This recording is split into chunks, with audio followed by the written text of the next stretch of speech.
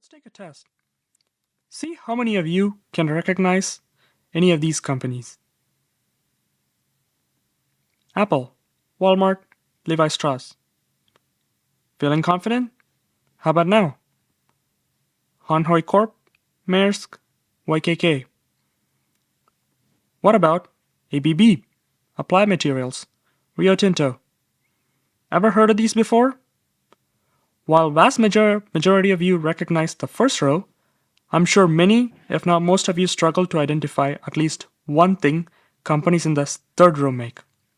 That's because the last two rows of companies fall into the category called B2B.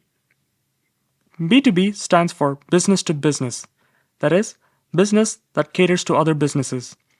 These companies sell products or services that aid in manufacturing or making of some final product by another business. Whereas you're likely to recognize companies that are B2Cs, that is, business to consumer, because they tend to cater directly to individuals like us.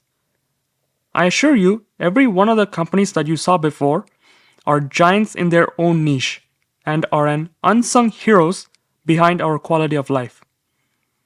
In this channel, I hope to highlight some of these B2B companies for people like students who may not realize the available opportunities, burgeoning investors, or to those who are simply curious about behind the scenes. Now, let me give you a teeny tiny taste of what you can expect from this channel. Apple. It's essentially an iPhone company that makes other related electronic devices and services. I say iPhone company because it makes up more than 60% of their profits and acts as the door to their other products and services. Their success is such that they have a market capitalization, that is, net worth, of about $3 trillion as of June 16th. Next up, Walmart. Walmart is the largest big box store operating more than 10,000 stores in 20 different countries. This means they employ about 2.3 million people, making them the largest employer in the world. Their market cap is about $419 billion. Levi Strauss is a clothing company that is best known for their iconic jeans, but also sell other apparels. Their market cap, $1.5 billion. Now on to companies that I find exciting. UnSung Corp, better known as Foxconn, they assemble electronic devices like smartwatches, TVs for multiple brands as one of the biggest contract manufacturers in the world. But due to recent geopolitical events and the booming Chinese EV market, Foxconn has decided to become manufacturer of both cars and electronics for their own subsidiaries and other outside brands. Their market cap reflects their dominance and ambition at about $79 billion. Maersk. They are one of the largest container shipping company to be exact, with access to over 700 ships at more than 500 ports in over 100 countries.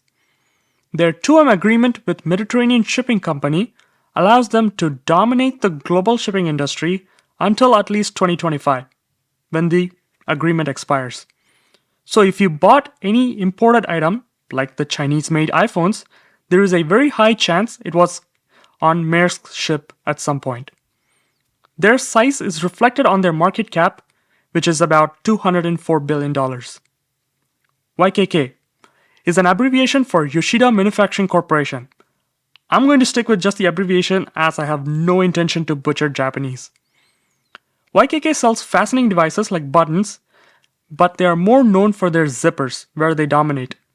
If you have Levi's jeans pants, you can see YKK logo on the zipper. Their net worth is unknown as they are a family-owned private company. But to give you some context, their total sales for 2022 amounts to about $640 million. Now on to companies that have very little exposure to the outside world. ABB is an abbreviation due to its very long Swedish-Swiss name, and I really mean very, very long, 7 words. They're one of, if not possibly, the largest industrial robot manufacturer. Their robots can be seen assisting with simple movements on automotive plants to careful manipulation of chemicals in pharmaceutical industries. Their robot lines are being loaded with sensors to become better set for the automation push taking place around us. ABB's net worth is about $70 billion, with expectations to only grow from here. Applied Materials. Applied Materials is the largest equipment manufacturer for semiconductor industry. They design machines that aid in all processes of chip making, from making the semiconductor blueprint called photomask to the final inspection of the manufactured chips. Applied Materials' market cap is about $117 billion and set to get a boost thanks to Washington's CHIPS Act and Europeans' CHIPS Act. Rio Tinto is the second largest metals and mining company.